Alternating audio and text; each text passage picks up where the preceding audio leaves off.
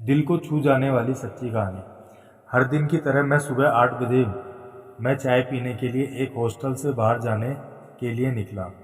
मैं जैसे ही चाय की दुकान वाले के पास पहुंचा, देखा आज चाय वाला वहां पे नहीं था। शायद देर से पहुंचने के कारण वो चाय वाला वहां से जा चुका था। मेरे पास हॉस्टल लौटने के अलावा कोई और ऑप्शन नहीं था।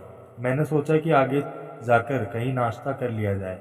बहुत जोर की भूख लगी थी। मैं आगे की होटल की ओर जा रहा था, तभी मेरी नज़र फुटपाथ पर बैठे दो बच्चों पर पड़ी। दोनों बच्चे लगभग 10 से 12 साल के रहे होंगे। बच्चों की हालत बहुत खराब और कमज़ोर नज़र आ रहे थे। कमजोरी के कारण अस्थिपंजर दिखाई दे रहे थे। वे भूखे लग रहे थे। छोटा बच्चा रोते हुए बड़े भाई को खाने के बारे में कह रहा था। बड़ा भाई उसे चुप कराने की कोशिश कर रहा था। वो जानता था ना तो मेरे पास पैसे हैं, ना ही मेरे पास खाने के लिए भोजन जिससे मैं अपने छोटे भाई की भूख मिटा सकूं। वो भी लाचार बैठा भूख से पागल हुए जा रहा था। मैं अचानक रुक गया। दौड़ती भागती जिंदगी में एकदम से ठहर से गए। इन मासूम से बच्चों की ऐसी हालत को देख मेरा मन भर आया। इतनी भूख को देख मेरा भूख खत्म हो सा हो गया। सोचा इन्हें कुछ पैसे दे दिए जाएं। मैंने उन्हें 10 रुपए देकर आगे बढ़ गया।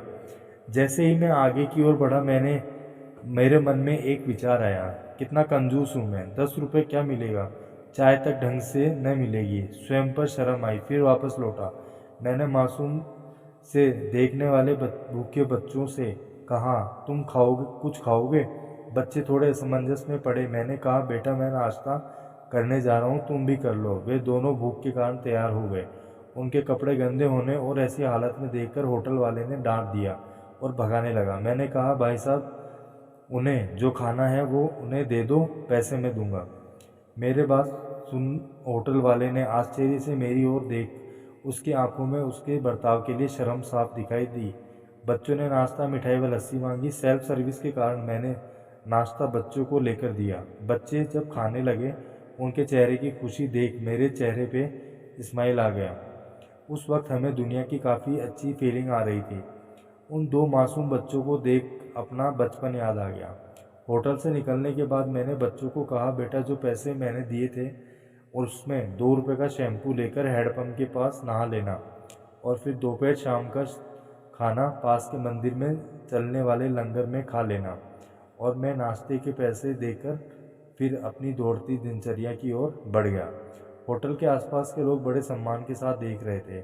होटल वाले के शब्द आदर में परिवर्तित हो चुके थे। मैं अपने हॉस्टल की ओर निकला। थोड़ी मन भारी लग रहा था। मन थोड़ा उनके बारे में सोचकर दुखी हो रहा था।